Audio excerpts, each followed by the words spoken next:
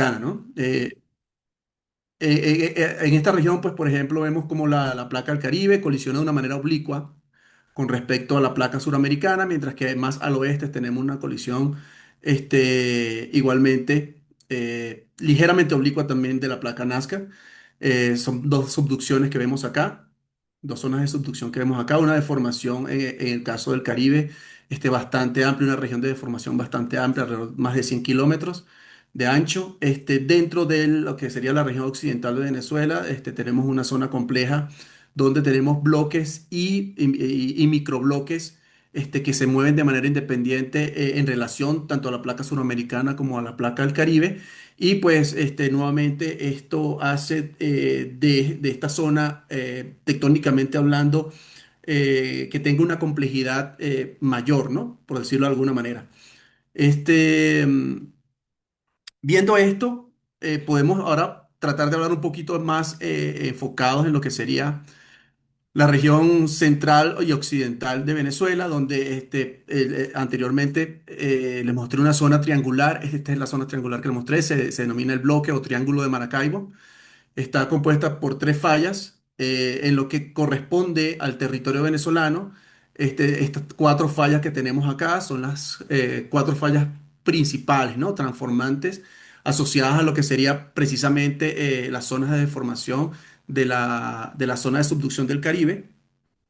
La falla uno, que es Boca con una falla, un sistema de falla lateral dextral. eh, la falla de Boconó, que es la número 2, una falla transpresiva con componentes, digamos, una descomposición de componentes inversas y transcurrentes dextral también. Y las fallas 3 y 4, que son la falla de San Sebastián, y la falla 4, que es la falla del Pilar, con principalmente movimiento lateral dextral, ¿no?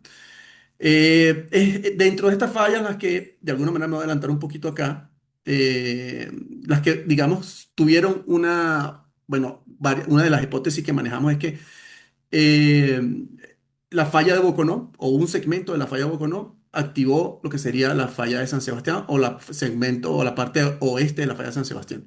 Entonces, adicionalmente, la falla de Boconó, esto me va a adelantar porque voy a hablar también de un sismo que ocurrió en Venezuela en 1812, un sismo histórico, pero la falla de Boconó, a su vez, se divide, o sea, digamos, está segmentada en tres partes, ¿no? Tres diferentes partes, un segmento sur, un segmento central y un segmento nororiental.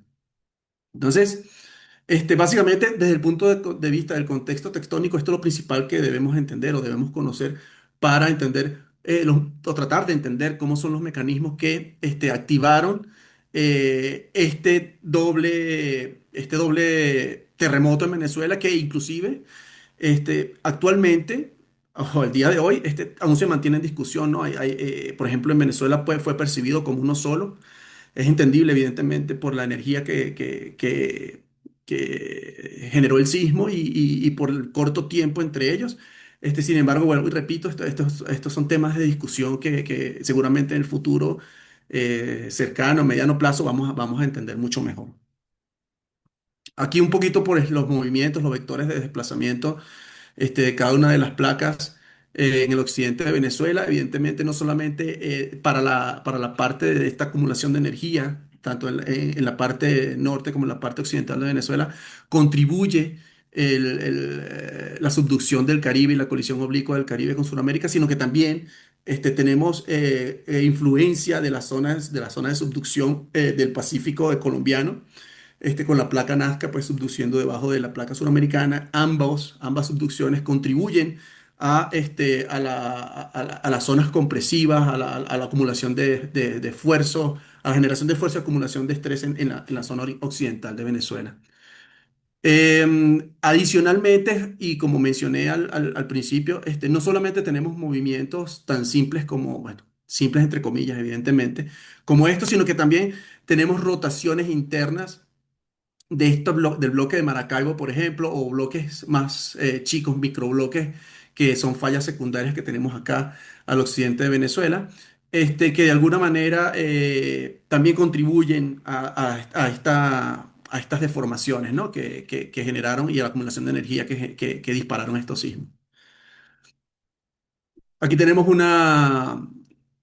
Igualmente un estudio de desplazamiento de vectores de movimiento relativo y vemos cómo pues en la zona de Boconó, en la zona que tenemos acá, que es la falla de Boconó que les hablé, tenemos cierto movimiento oblicuo, una deformación oblicua que se descompone tal cual como mencioné en movimientos inversos o digamos genera fallas inversas y igualmente transcurrente de Strahls, ¿no? Se descompone en ese sentido. Mientras que cuando nos acercamos más hacia el noroeste de esa misma falla y conectamos con el sistema de falla de San Sebastián que tenemos acá, pues esos vectores de desplazamiento se van, o sea, el ángulo con respecto al este disminuye y se hace más una componente lateral de Strahls, ¿no? Entonces, este, aquí, entendiendo un poquito ya el contexto tectónico pues, digamos, de sistemas de fallas en Venezuela, de alguna manera rápida, vamos a hablar un poquito entonces del contexto de este evento, ¿no? Es una secuencia en Venezuela que no tiene precedentes, y esto es muy importante en la sismología instrumental venezolana, ¿no? Del siglo XXI. Sin embargo, tenemos un precedente histórico del cual voy a también hablar un poco.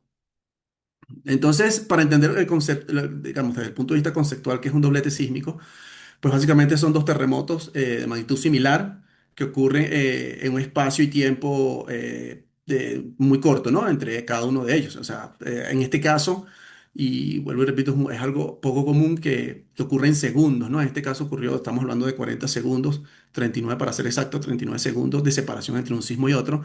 Pero ha habido casos en que son minutos, en que son horas, inclusive días, perdón, que ocurre estos dos eventos sísmicos de magnitud similar, ¿no? Y de una proximidad espacial muy corta, ¿no? Muy pequeña. Entonces, ¿qué sucede normalmente con esto? Pues el primer sismo pues, genera una energía, produce una energía importante y altera el campo de fuerzas estáticos de la región, evidentemente, y dispara una ruptura de una segunda falla o de un segmento adyacente a la misma falla, ¿no? Va a depender evidentemente de la geometría tectónica en las cuales se estén disparando estos sismos. Entonces, ¿qué representa esto? Pues, o qué peligro representa esto, por qué es más complejo, por qué es más difícil de afrontar desde el punto de vista de peligro sísmico, pues porque representa el primer sismo, pues afecta las estructuras y el segundo sismo, pues definitivamente genera daños implacables, ¿no? En las estructuras debido a que ya están afectadas por el primer sismo, ¿no? Después de estar debilitadas por el primer choque, enfrentan una carga mayor, segundos después que definitivamente impactan de manera eh, destructiva las estructuras, ¿no? Como tal. Aquí, por ejemplo, vamos a ver un poquito cómo fueron reportados estos sismos.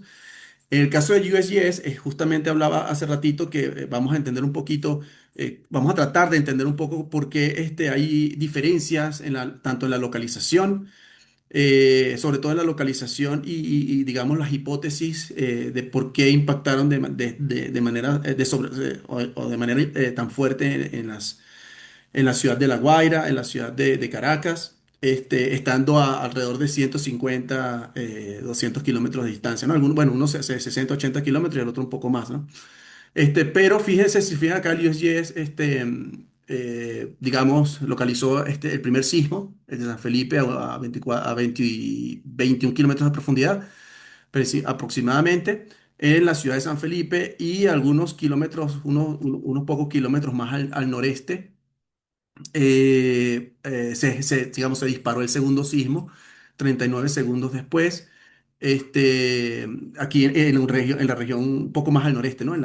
Aquí mismo. Si se fijan, desde un punto de vista general, pareciera que estuviera exactamente en el mismo sitio, ¿no?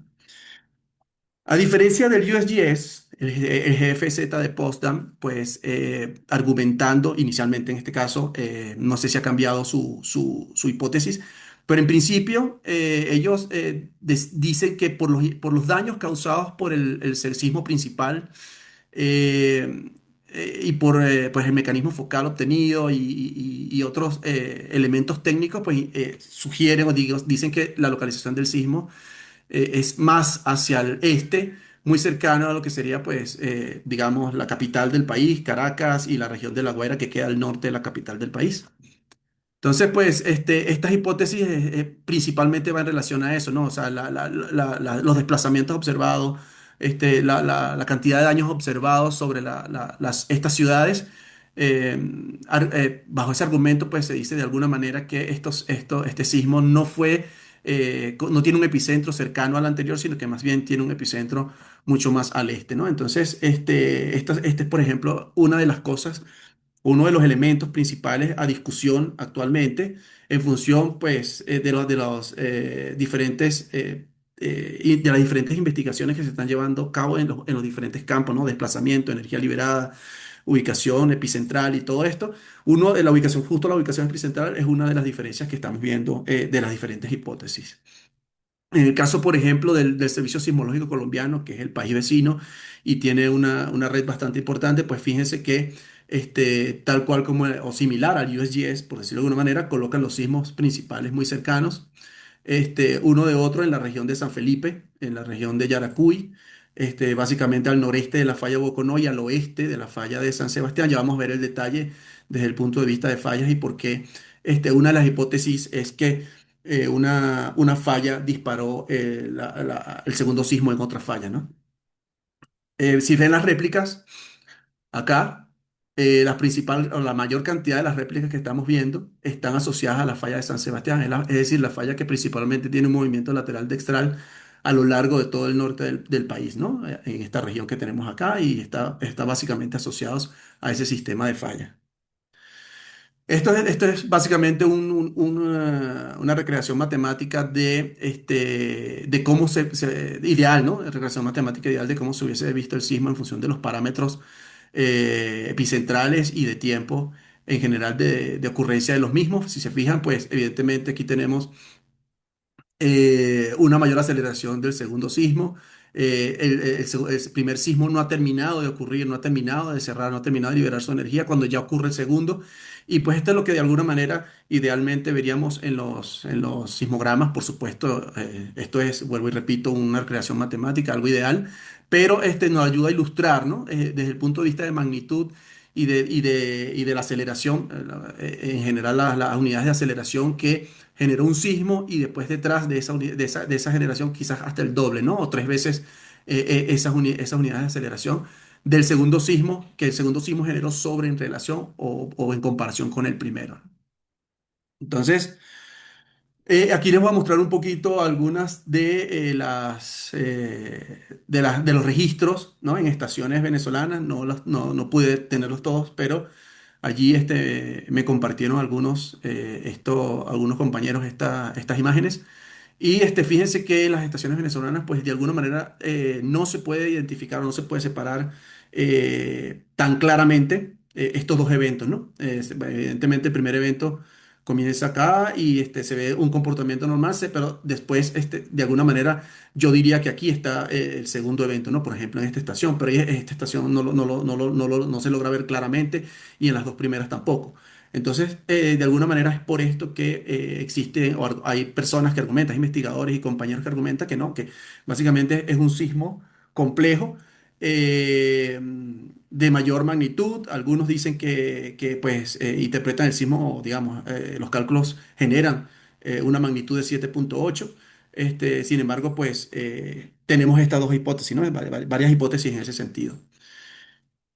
Eh, Si separamos entonces estos dos sismos y entendemos, o sea, entendemos que es un doblete sísmico, el evento aquí o sea, pues, se presenta lo que son la interpretación del USGS en relación a los mecanismos focales de tensor de momento. Entonces, si se fijan, esto de alguna manera, y lo vamos a ver ahorita en un mapita que tengamos por allí, coincide de alguna manera con la hipótesis de que el primer evento se generó en el extremo noreste de la falla de Boconó y dispara el segundo evento en la falla de San Sebastián. Si se vemos acá, tenemos cierta componente transpresiva en el evento uno. mientras que el evento 2 prácticamente es un evento lateral dextral, ¿no? Entonces, esto, digamos, soporta de alguna manera la hipótesis que mencioné anteriormente de un doblete sísmico, donde el extremo de una falla digamos, libera la energía, genera el primer evento, y esa transmisión de energía o esa energía se transmite y de alguna manera impacta el equilibrio de los esfuerzos de la segunda falla y pues detona el segundo evento. Em, En este caso también, pues, entender un poquito que si hubo alguna alerta de tsunami, mucha gente preguntaba, al ocurrir el sismo al norte de Venezuela, inicialmente, pues, tampoco se sabía exactamente el epicentro, pues, no se sabía mucho, no se tenía mucha información, pero al estar muy cerca del mar en la costa, se quería entender si había una emisión de alerta de tsunami. Y sí, efectivamente, hubo una alerta emitida, perdón, por el Centro de Alerta de Tsunami del Pacífico, de la NOAA. Y este se emitió, pues evidentemente, por el segundo sismo, el principal de 7,5, pues inclusive capaces de generar olas peligrosas hasta 300 kilómetros de distancia, ¿no? Y los principales lugares o sitios geográficos que se pudieron ver afectados por un tsunami, pues son las islas al norte de Venezuela, las islas Antillas neerlandesas como Bonaire, Curazao y Aruba. Inclusive había aviso de alerta para Puerto Rico e Islas Vírgenes. Sin embargo, pues fue desestimado a las 7:17, fue cancelada la amenaza, y no hubo ningún impacto, ¿no? No hubo ningún elemento, ningún problema, ¿no? En este sentido, ningún tsunami que fuera registrado o algún daño que ocurriera en función de esto, ¿no? Ahora un poquito aquí, fíjense que esto es lo que quería mostrarles. Aquí nuevamente tenemos lo que sería un zoom, sí, una vista de cómo tenemos la falla de Boconó, los segmentos de falla de Boconó. En este caso es el noreste de la falla de Boconó que atraviesa todos los Andes de Mérida venezolano, y que, digamos, se conjuga con el sistema de fallas de San Sebastián, justo en la región donde se produjeron los sismos. Si vemos acá, entonces, esta es una ilustración de cómo el sismo de 7,2, que está muy cerca de San Felipe, de la ciudad de San Felipe, que es la capital del estado de Yaracuy en este caso, tuvo un sismo con cierta componente compresiva que se asocia más, digamos, a lo que serían los movimientos de la falla de Boconó, mientras que cuando vamos al segundo sismo, que es el de 7,5, que es el principal, lo que sería el mecanismo focal de tensor de momento, pues evidencia que el movimiento prácticamente es lateral destral, lo que corresponde básicamente históricamente con lo que sería la falla de San Sebastián o el sistema de fallas de San Sebastián en este caso, ¿no? Entonces, aquí vamos a ver un poquito lo que sería la percepción de intensidad. Si vemos, es interesante ver acá, ¿no? Que la distribución de la intensidad de alguna manera tiene cierta hiperbolicidad o es de alguna manera hiperbólica en los contornos más, digamos, con mayor intensidad y se va haciendo con un radio mayor o un diámetro mayor conforme la intensidad va disminuyendo, ¿no? Alrededor de lo que sería el foco, ¿no? En este caso, del sismo más importante, 7,5 con un movimiento lateral dextral. Y eso, pues, de alguna manera también evidencia que este segundo sismo, o es una evidencia para este segundo sismo que se generó como una hipótesis en el extremo oeste de del sistema de falla San Sebastián.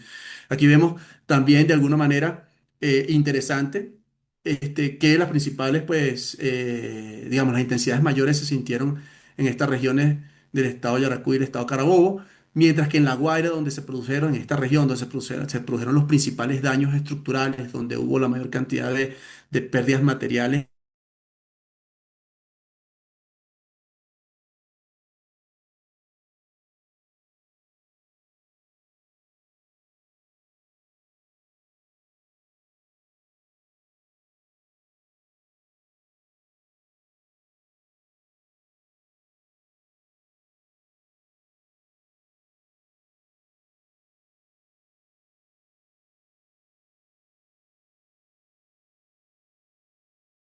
Aquí,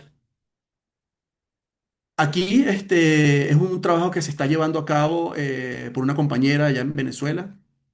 interferometría de radar, de INSAR, donde muestra básicamente los desplazamientos superficiales en la región donde se produjeron los sismos. Este es para el sismo principal, el 7.5, donde observamos tal cual que los mayores desplazamientos están asociados al sistema de falla.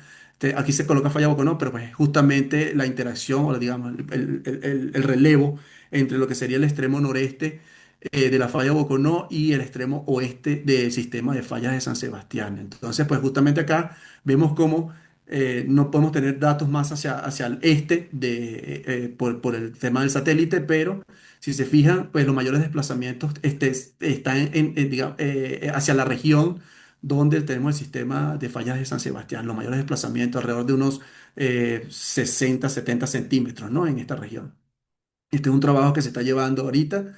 Estos son los primeros resultados, así que básicamente pues tenemos que esperar, digamos, el refinamiento de estos mapas, ¿no? De estos resultados. Si se fijan nuevamente, la mayor cantidad de réplicas, esta es la fuente de este catálogo es de Fumbisis, para el día 29, es decir, el día de ayer. Teníamos alrededor de 428 eventos réplicas y la mayoría de ellos estaban concentrados en las zonas donde se produjeron los sismos principales y hacia la zona central, norte-centro de Venezuela, donde básicamente quien está generando estas réplicas es el sistema de fallas de San Sebastián.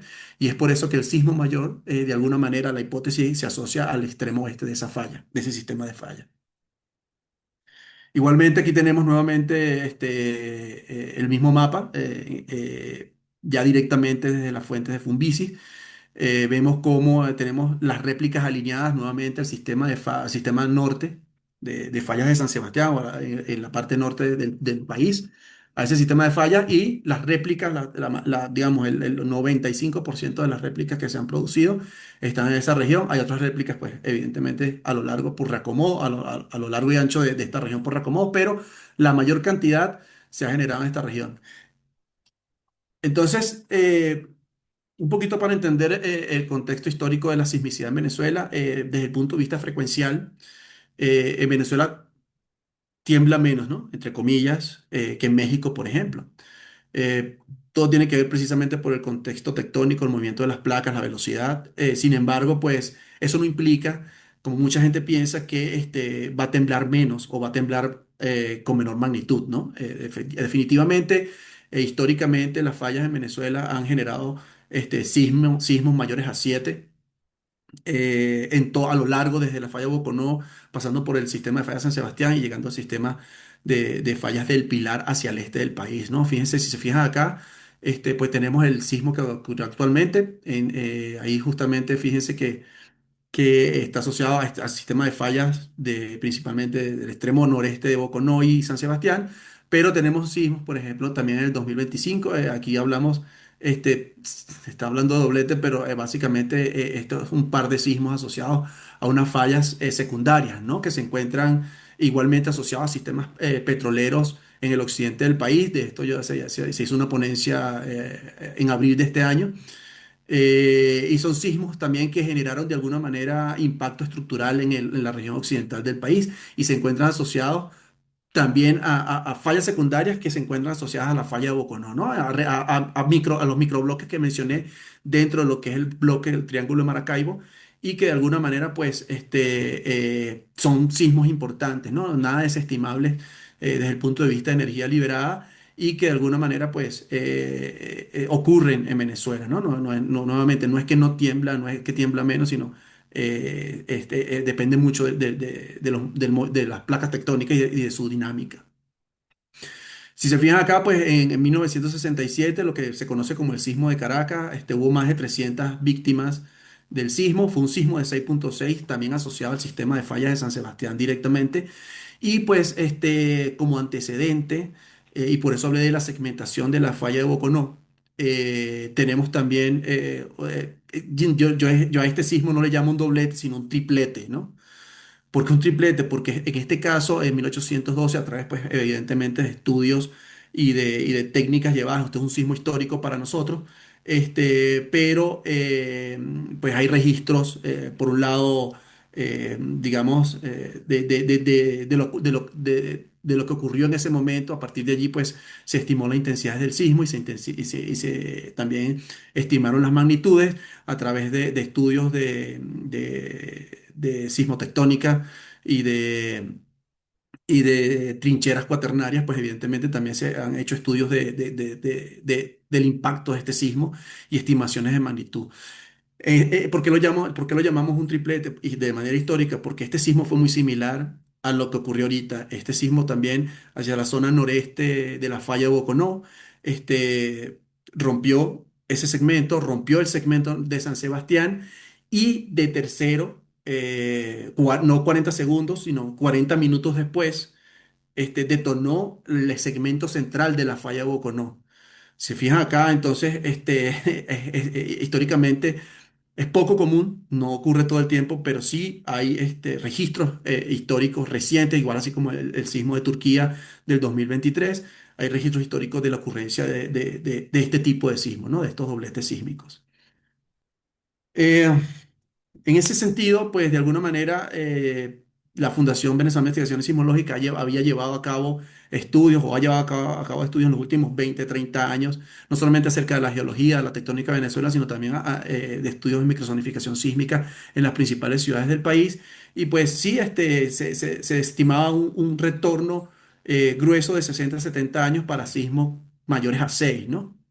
O más para este evento. Entonces, el último evento en esa región del norte de Venezuela ocurrió en 1967. Pues estamos en 2026, podemos sacar nuestras cuentas de que definitivamente era un sismo esperado, ¿no? Era un sismo históricamente, por la acumulación de energía, el tiempo y los estudios realizados, debía ocurrir. Y pues bueno, aquí lo tenemos. Aquí tenemos también una comparativa entre las ondas sísmicas. eh, Donde pues de las ondas sísmicas del sismo de Venezuela y del sismo de Japón ocurrido unos días antes.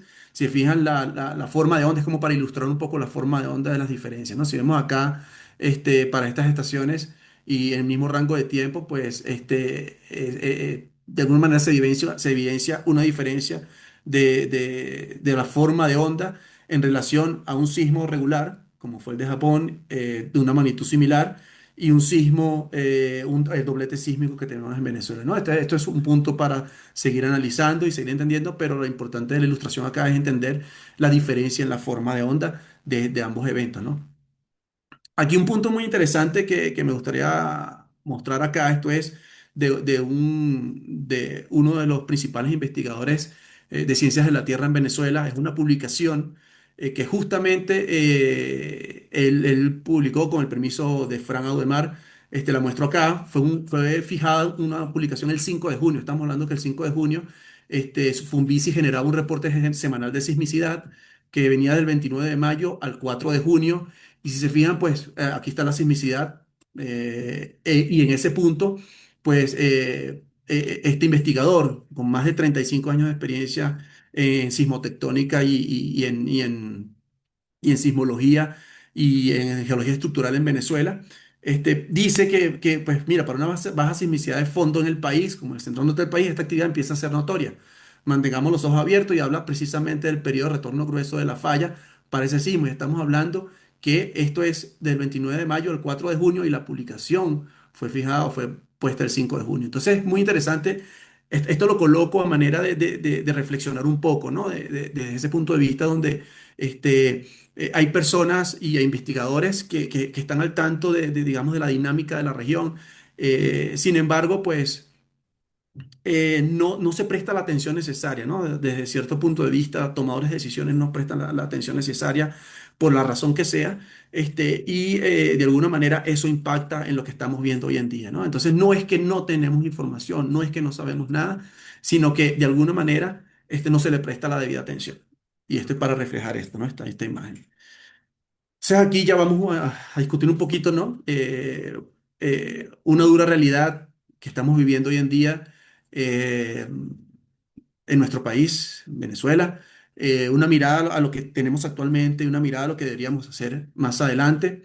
Aquí tenemos una imagen satelital de la zona costera de La Guaira, de un pedazo, no todo, esta es apenas la zona de Mamo, si ven acá, una pequeña región acá, de lo que sería la costa y la zona afectada en La Guaira, en Playa Grande, muestran un 80% de colapso estructural, daño crítico en la mayoría de las estructuras.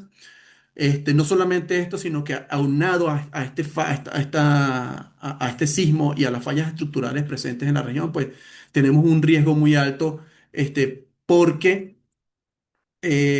al sur de La Guaira, de la zona más afectada, tenemos la cordillera de la costa, que son elevaciones que llegan hasta más de los 3.000 metros de altura, en un espacio muy, digamos, en una distancia muy pequeña, y esto, definitivamente, este impacto de este sismo, pues debilita, ¿no? Las laderas en ese sentido son pendientes bastante importantes, y esto puede causar daños secundarios, ¿no? Entonces, no solamente tenemos el riesgo de la sismicidad actualmente, sino que tenemos el riesgo de un impacto sobre las laderas en el sistema montañoso que se encuentra inmediatamente al sur de la zona más afectada del país, ¿no? Entonces, de alguna manera, aquí para reflejar que muchos de los riesgos que se corren luego de la ocurrencia de un sismo también pueden impactar de manera importante justo la zona afectada, ¿no? Entonces, aquí hay alguna manera de cómo podemos nosotros interpretar el caos en un momento como este. Tenemos lo que primero lo que sería el ruido, ¿no? Hablando en términos sismológicos, tenemos el ruido, que es lo que sería el foco mediático, y tenemos la señal, que es lo que nosotros buscamos, ¿no? Cuando aplicamos un filtro, buscamos la señal del sismo, y que básicamente ahorita representa la realidad del desastre, ¿no? Y tenemos, de alguna manera, o en principio, quizás ya eso cambió desde un par de días o 3 días luego del sismo, se enfocó inicialmente en la ciudad de Caracas, ¿no? ¿Por qué? Por su accesibilidad a la información, a las comunicaciones, y que pues básicamente es la capital del país, ¿no? Sin embargo, pues la mayor o la zona epicentral rural al oeste y al norte realmente sufre los mayores impactos, pero permanecía invisible. No se veía hasta un par de días después que los mayores impactos habían sido hacia el norte del país, e inclusive hacia el oeste. Tenemos varias ciudades también costeras que han sido impactadas de manera importante y no han tenido digamos, la parte mediática que ha tenido tanto Caracas como actualmente lo que sería el estado de La Guaira. Inicialmente, cuando empezaron los primeros reportes, pues hablaban de daños moderados. Hablaban de que no había un impacto importante en las estructuras. Sin embargo, pues cuando se empieza a tener un silencio absoluto, cuando hay apagones, cuando tenemos vías bloqueadas, entonces esto es un indicador de que realmente hay una destrucción importante. Yo no, no puedo, o sea, esto es muy dramático, pero realmente la destrucción en La Guaira, y lo vamos a ver en algunas imágenes que tenemos acá, es impresionante. Entonces, pues estamos hablando de más de 200 estructuras caídas, colapsadas completamente, y pues la mayoría edificios de 11 pisos o más, ¿no? De altura. Entonces sí, realmente es devastador lo que estamos viendo actualmente allí en el país. Eh, las cámaras, en este caso, pues desde el punto de vista mediático, siguen los equipos de rescate que van llegando días después.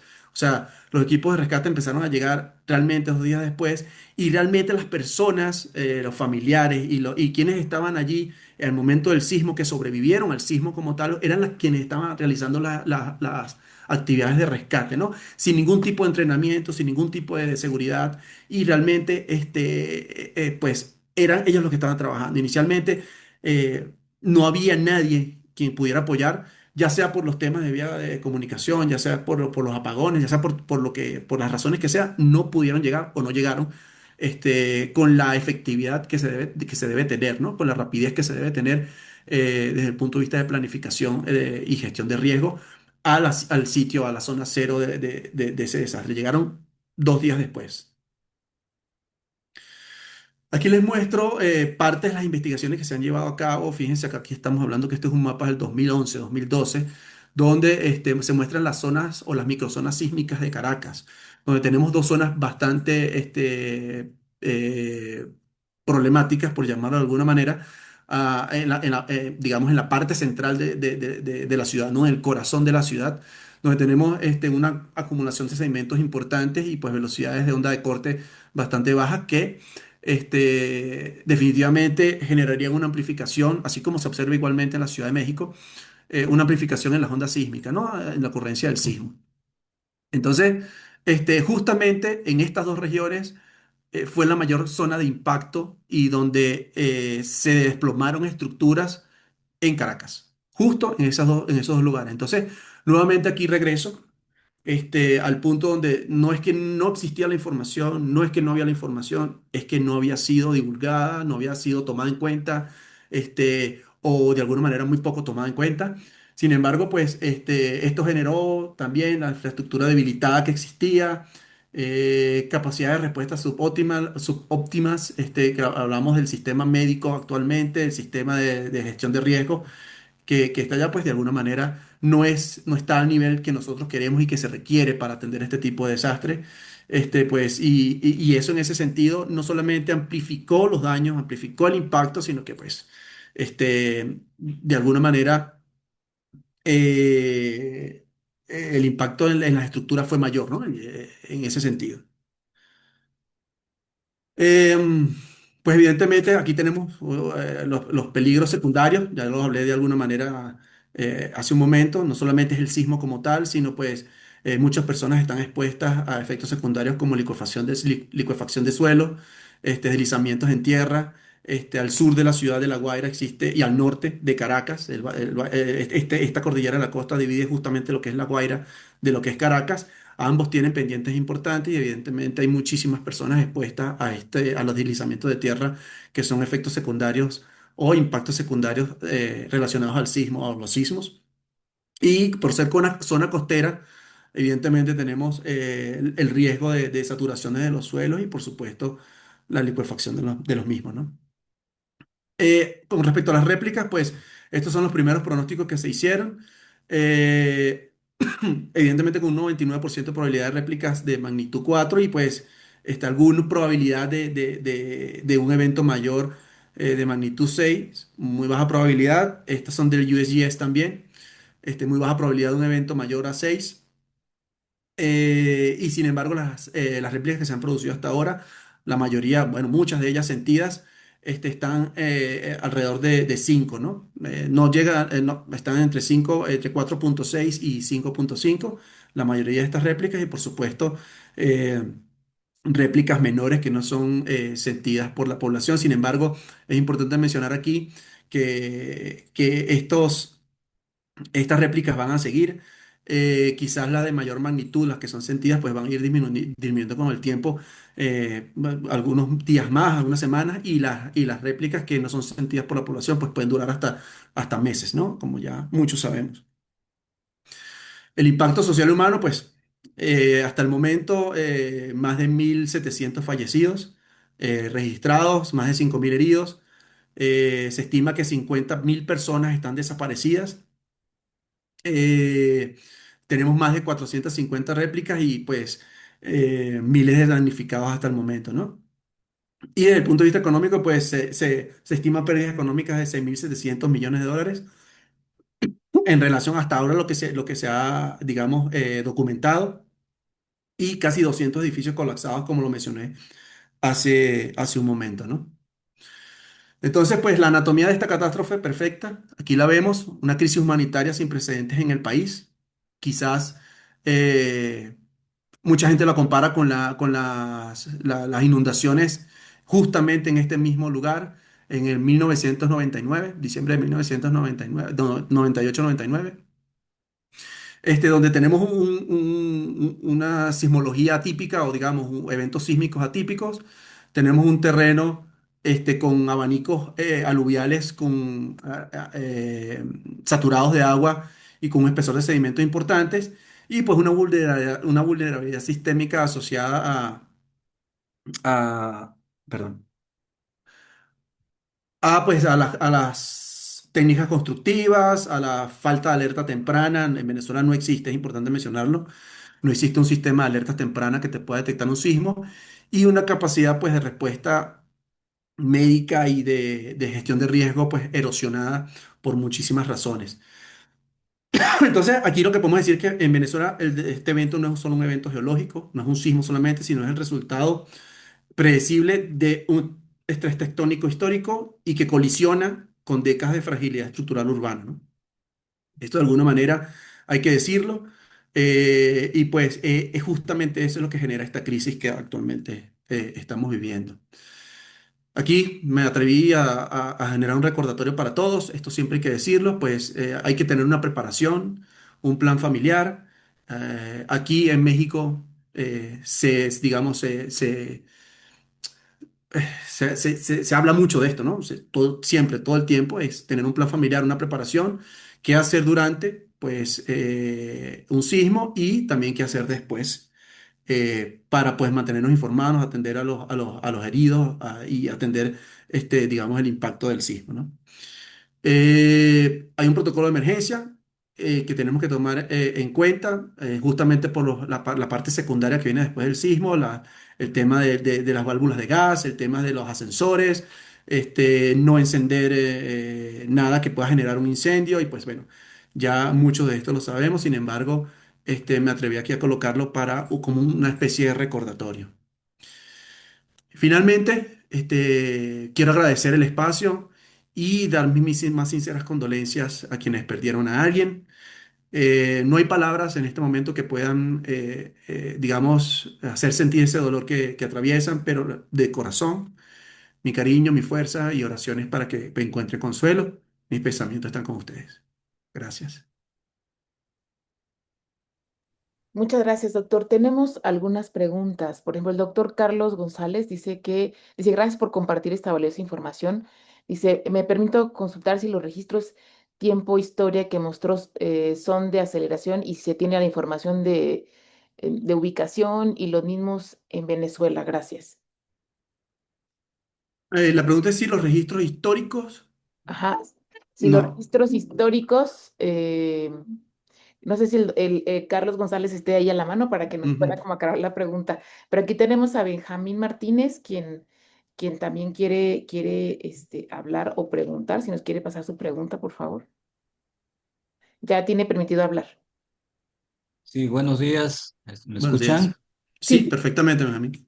Ok, gracias por la presentación y compartir este tipo de fenómeno que se generó en nuestro país hermano. Mi pregunta es si en referencia a los edificios que se cayeron, tenían mucho tiempo de construcción y no se construyeron de acuerdo a los reglamentos de construcción, y esa sería una pregunta. La otra, quiero pensar que Si quieres te respondo el, esta primero y después seguimos con la otra, adelante, para que Jesús. no se me vaya a olvidar. Sí. Mira, sí, dentro de las estructuras que se cayeron había diferentes tipos y diferentes años. O sea, desde estructuras que tenían más de 40 años, así como estructuras más nobles que tendrían 20 o menos de 20 años. Y sí, se supone que el conocimiento tectónico y la norma, nosotros tenemos normas sismorresistentes de 1973, si no me equivoco, y que fue renovada en el 2019. ¿No? Con los sismos ocurridos y con los diferentes estudios renovados que tenemos. Y se supone que se supone, y digo supone porque, pues, evidentemente, hay evidencias o existen evidencias de que en muchos de nuestros países que no es así, que no se respetan las normas constructivas, es muy difícil la supervisión de esto. Sin embargo, pues, se supone que sí deberían cumplir con las normas constructivas que se establecieron en la norma Covenin con su renovación en el 2019, donde se habla de sismo resistencia, donde está todo esto. Sin embargo, el punto legislativo no es una ley, ¿no? Y hay que entender eso, ¿no? No es una ley, es una norma, ¿sí? Entonces, pues, que digamos, digamos, los constructores deben cumplir. Y se supone que sí lo cumplían. Sin embargo, hoy repito, normalmente cuando se hacen diseños de estructuras, por lo menos en el caso de Venezuela, están diseñadas, o digamos, la norma establece que un diseño debería resistir un sismo de 7,5, pero es complejo para este diseño de estructuras que te puedan resistir sismos o dos sismos, uno de 7,5, uno de 7,2, uno de 7,5 ocurridos en el mismo sitio, en el mismo lugar, ¿no? Y dependiendo, por supuesto, también de esta energía, cómo se transmite, que en el caso del USGS, en esa hipótesis que ellos presentan, está a lo largo de la falla de San Sebastián, o sea, va en esa dirección oeste-este, ¿no? Entonces, esa es la parte compleja en ese sentido. ¿Tu segunda pregunta? Este, se ha dicho que es un sismo doblete. El Ujú. primero que se generó desencadenó el segundo sismo, Jesús. Sí, sí, justamente, o sea, no es una afirmación mía, vuelvo y repito, son hipótesis que se manejan, ¿no? Hay quienes creemos, yo soy uno de ellos que cree que el sismo, sí, el primer sismo se generó en el extremo noreste de la falla Boconoy y lo soporta el mecanismo focal generado por el USGS, que tiene cierta componente compresiva. Mientras que el segundo sismo se generó en un sistema de fallas diferente con principalmente un movimiento lateral dextral, ¿no? Entonces, eso argumenta de que una falla o digamos, un sismo, la liberación de esa energía fue disipada y transmitida al otro sistema de falla y disparó el segundo sismo. Tenemos la pregunta de Mariana Patricia Jacome. Dice, muchas gracias por la plática tan detallada. No quedó claro, ¿hubo amplificación en La Guaira por los depósitos no consolidados? ¿Cómo es que, cómo en qué proporción fue así, si la hubo? Y en los sismos históricos, si ha habido alguna licuefacción en la zona. Sí, aquí dos respuestas para esas preguntas, ¿no? Se espera amplificación, definitivamente, los espesores sedimentarios ahí son importantes. En Caracas están mucho más estudiados que en La Guaira. Como tal, en Caracas hay estudios, yo lo mostré allí, las zonas más complejas y justamente allí se está definido la amplificación de los sismos. En este momento no te tengo el número el valor de la amplificación, el factor de amplificación, pero sí es importante en Caracas y allí justamente se colapsaron unas 3 4 estructuras importantes de más de 10 pisos, ¿no? Evidentemente, cuando tenemos estos efectos de sitio o digamos estas amplificaciones, impactan, digamos, las estructuras o los edificios que tienen más de 10 pisos, ¿no? En general. ¿Correcto? Y en La Guaira se espera también este tipo de respuesta debido a que es una zona pues, de abanico aluvial. Tenemos la cordillera al sur. Todo eso genera aportes de sedimentos hacia la costa y por supuesto la acumulación de esos sedimentos genera un espesor importante que amplifica esto. Sin embargo, esos estudios como tal en La Guaira estaban llevándose a cabo. No sé a qué nivel, pero estaban llevándose a cabo, pero no se tenía como en Caracas, ¿no? Un mapa completo y detallado de esto. Registros, en La Guaira no tengo, no manejo registros en La Guaira y como mencioné, el acceso a la data de alguna manera es bastante limitado. Ahora ya Carlos González aclaró la pregunta. Dice, sí, me refería a los registros tiempo-historia que se mostraron producto del doblete sísmico. No me quedó claro si era de aceleración porque estaban en cuentas digitales y si tiene la Sí, ubicación para analizar su correspondencia con el daño. sí, ahí también te doy la misma respuesta. El acceso a la data es muy complejo, muy difícil y sí, efectivamente los registros de las estaciones en Venezuela están en cuentas. No están, no tengo a la mano los datos para la conversión a unidades físicas de aceleración, que efectivamente es lo que nos da a nosotros, digamos, mayor información en este caso. Ok, gracias. Anayat Sin Sagrario dice, considerando la ocurrencia de dos sismos importantes en un intervalo corto de tiempo en Venezuela, ¿existe evidencia de que en el primer evento haya modificado el estado de esfuerzos en las fallas cercanas y contribuido al desencadenamiento del segundo sismo, o ambos eventos se consideran independientes dentro del contexto tectónico regional? Muchas gracias por su excelente ponencia. Gracias por la pregunta también. Nuevamente, ahí vuelvo a mencionar, son hipótesis que se manejan, no se tiene una verdad. De mi parte, yo sí considero que se llama un doblete precisamente porque son dos eventos desde mi punto de vista en dos fallas diferentes, ¿no? Que el primero se genera con un mecanismo focal, con una dinámica, libera energía y desencadena otro evento en otro sistema de fallas con una dinámica o digamos, sí, con una dinámica, un desplazamiento, un movimiento diferente. Tenemos varias preguntas más, pero el doctor ya no tiene mucho tiempo. Le doy la última, que es Ok. de Salvador, que es excelente presentación, doctor. En varios videos en redes sociales se puede apreciar cómo se desarrolló una aceleración muy fuerte a tal grado que edificios colapsaron en menos de 10 segundos y que se desarrollaron desplazamientos mayores a 3 metros. Esos desplazamientos se deben a que las fallas se desplazaron en diferentes sentidos. Justamente no traje la imagen acá, no la puse en la presentación, pero hay una imagen de un estudio de slip o de deslizamiento del USGS donde sí muestra que a profundidad sí hubo un desplazamiento de 3 metros, pero en superficie el desplazamiento fue menor. Eso hay que aclararlo de alguna manera. Si yo mostré ahí los mapas de interferencias de radar satelitales, el desplazamiento está alrededor de los 70-80 centímetros. Pero efectivamente, sí esta transmisión, o sea, la argumentación en el caso de la hipótesis del USGS y de, por ejemplo, el Servicio Sismológico Colombiano, que se plantea que los sismos ocurrieron muy cercanos, a diferencia de GFZ de Potsdam, que plantea que el sismo ocurrió muy cercano precisamente por estos daños, ¿no? Por este movimiento que tú observas en los videos. En el caso del USGS y del Servicio Sismológico Colombiano, argumenta que la mayoría de la energía se transmitió a lo largo de la ruptura de la falla, ¿no? Y esa ruptura fue alrededor de 150 o 200 kilómetros oeste-este. Entonces, al transmitirse en ese sentido prácticamente oeste-este esa energía, pues evidentemente ese movimiento es un golpe lateral, ¿no? Y así se ven los videos, ¿no? La gente va corriendo, saliendo del primer sismo, y en el segundo es un golpe hacia un lado que los tumba a todos y el edificio se cae inmediatamente. Así como ese video que tuviste, hay muchísimos y son exactamente iguales. Pues muchísimas gracias por su tiempo, doctor, por su excelente ponencia. Le agradecemos, estuvieron conectados más de 109 más de 200 personas, agradecemos su espacio.